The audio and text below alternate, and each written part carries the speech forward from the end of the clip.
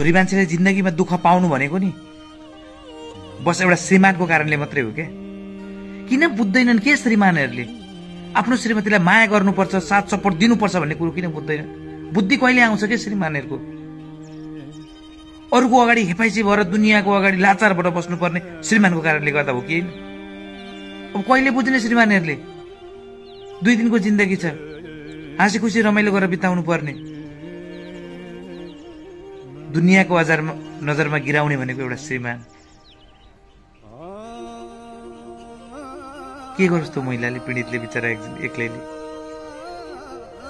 जब श्रीमान एउटा श्रीमतीको ढाल बनेर उभिनु पर्ने साथमा, एउटा श्रीमान एउटा श्रीमतीको पछाडि ढाल बनेर उभियोस् त कसैले त्यो श्रीमतीलाई केही भन्न सक्दैन क्या।